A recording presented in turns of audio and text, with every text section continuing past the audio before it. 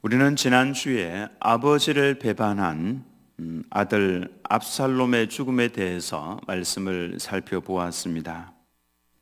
자신이 자랑하던 머리카락이 상수리 나무에 걸려서 그게 대롱대롱 매달려 있다가 죽임을 당했죠.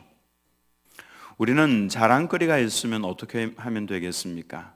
하나님께서 주신 자랑거리, 그 자랑거리가 혹시 있다면은 그것은 하나님께 감사하면 되죠. 그래서 우리의 삶 가운데에서 하나님께 늘 감사하는 모습이 있으면은 그는 계속 잘 될 수 있는 비결을 가지게 되는 겁니다. 저희 집에서는 감사할 거리가 생기면은 커다란 양 저금통에다가 1년 동안 매일매일 감사 헌금을 넣습니다. 1,000원도 넣고 5,000원도 넣고 10,000원도 넣고. 그래서 1년 동안 모아서 추수감사절이 되면은 그 양 저금통을 뜯어서 추수감사 예물로 하나님께 드리죠. 커다란 양 저금통에 동전이랑 지폐가 가득 모이면은 약 100만 원 가량 됩니다.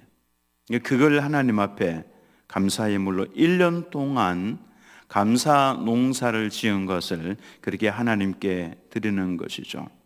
그래서 우리는 자랑 대신에 감사를 하는 것이 지혜입니다.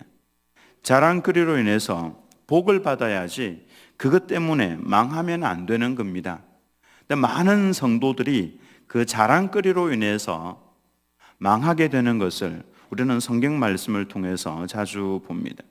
계속 잘 될 수 있는 비결은 자랑할 것이 아니라 그것을 하나님 앞에서 감사하는 것이죠. 아버지를 죽이려고 하는 아들 압살롬과의 전쟁에서 다윗의 병사들이 승리를 했습니다. 얼마나 기쁩니까? 근데 요압 장군은 이미 알고 있습니다. 다윗 왕이 전쟁터로 내어보낼 때에 젊은 압살롬을, 아직 젊어서 그런 거니까 젊은 압살롬을 너그럽게 대우해달라 하고 부탁이 아니었고 분명히 명령을 했습니다. 그를 불쌍히 여겨서 죽이지 말라. 근데 그 명령을 어기고 자신이 직접 압살롬을 죽였으니까 다윗 왕의 반응이 어떻게 나올지 매우 걱정이었습니다. 근데 여기에 두 명의 전령이 등장을 합니다. 한 명은 제사장 사독의 아들 아히마아스고 또 한 명은 구스 사람입니다. 19절 말씀에 보면 사독의 아들 아히마아스가 이르되 청하건대 내가 빨리 왕에게 가서 여호와께서 왕의 원수 갚아주신 소식을 전하게 하소서. 전쟁에서 승리를 했으니까 얼마나 아히마아스가 기뻤겠습니까? 이 소식을 최대한 빨리 내가 왕에게 전해주고 싶다. 그래서 요청을 한 것입니다. 아히마아스는 계산이 없는 아주 순수한 동기를 가지고 이 기쁜 소식을 전해야지.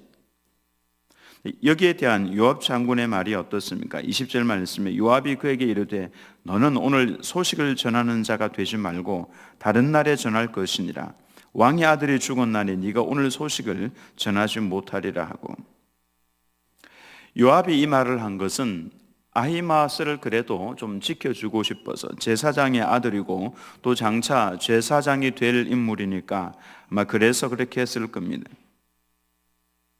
지금의 이 승리는 압살롬이 죽었으니까 왕에게 기쁨이 되지 못하고 네가 소식을 전해 주어도 너도 상을 받지 못할 것이다. 요압은 이미 알고 있었던 것이죠.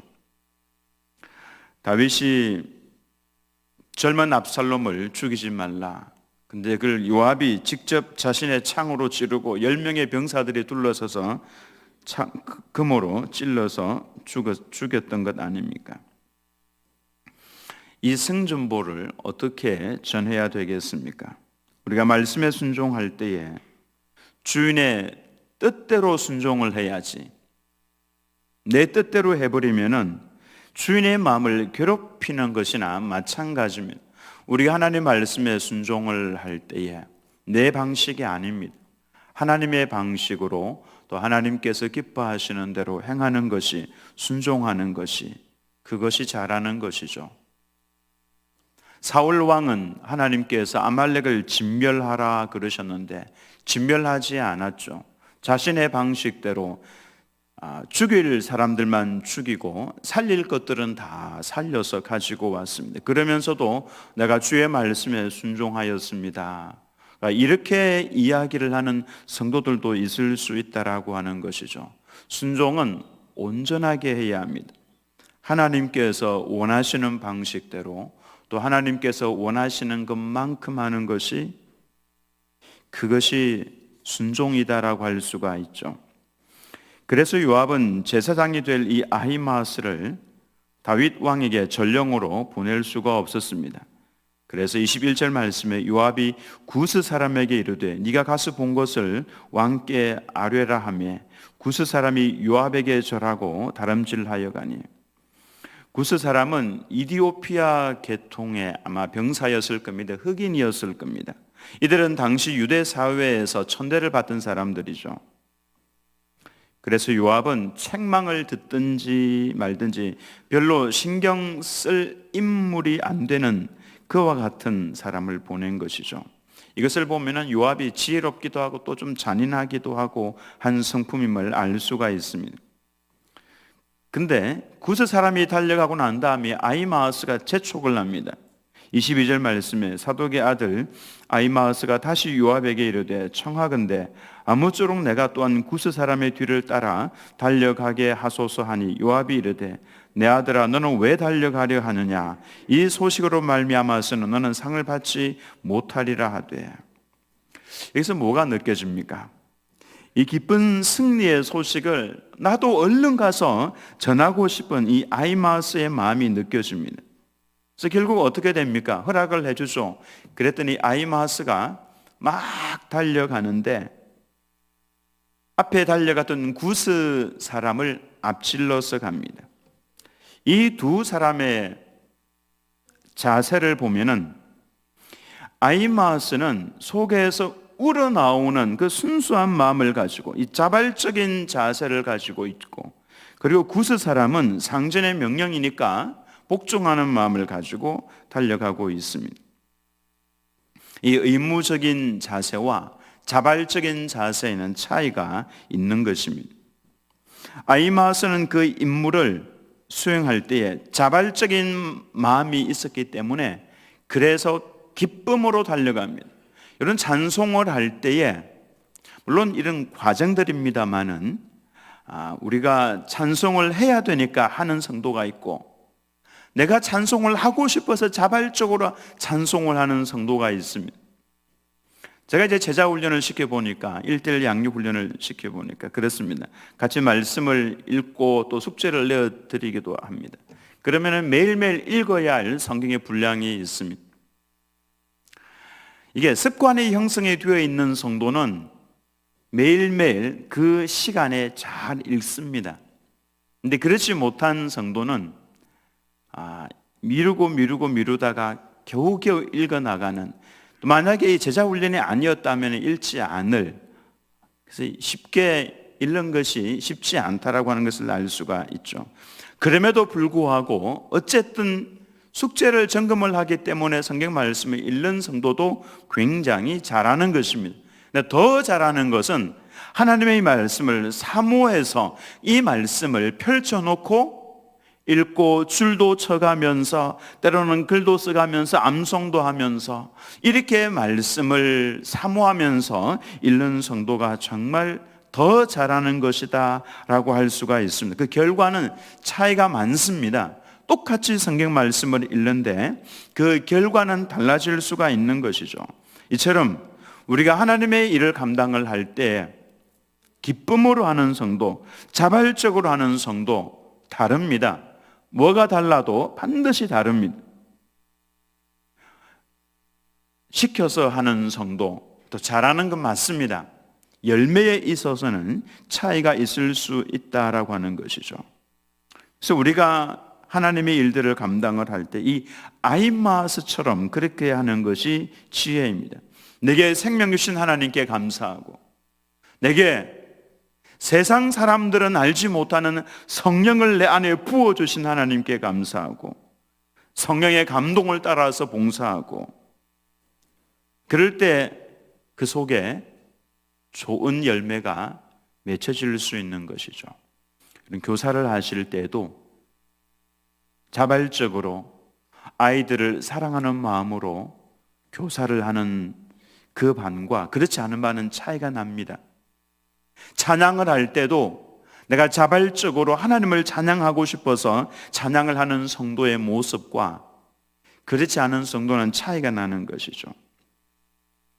그렇게 달려가서 승리의 소식을 전했는데 다윗이 그 승리의 소식을 들으면서 기뻐하고 치하하기보다는 제일 첫 번째 나타난 반응이 젊은 압살롬은 잘 있느냐. 두 번째로 구스 사람이 달려와서 승리의 소식을 전할 때에도 다윗이 기뻐하고 즐거워하기보다는 제일 먼저 던졌던 말이 젊은 압살롬은 잘 있느냐. 압살롬이 죽었다라는 소식을 듣고 난 이후에 다윗의 모습을 보면 33절입니다. 이 33절 말씀을 읽어보면 다윗의 가슴이, 그 아파하는 가슴이, 아버지의 심정이 그대로 전달이 됩니다. 왕의 마음이 심히 아파 문 위층으로 올라가서 우니라. 그가 올라갈 때에 말하기를 내 아들 압살롬아, 내 아들 압살롬아, 차라리 내가 너를 대신하여 죽었다면 압살롬 내 아들아, 내 아들아. 여러분 뭐가 느껴집니까? 아버지의 그 가슴 찌르는 듯한 그 아픔. 근데 그 아들은요 사실 아버지를 죽이려고 했던 아들입니다. 원수였던 아들 아닙니까? 근데 그 아버지의 마음은 그 원수와 같은 아들이 죽었다는 소식을 듣고 통곡을 하고 있습니다. 우리가 승리했다라고 하는 것은 전혀 마음에 두지 않고 오직 내 아들 압살롬아, 내 아들아, 내 아들아. 사실 이것이 아버지의 마음 아닙니까?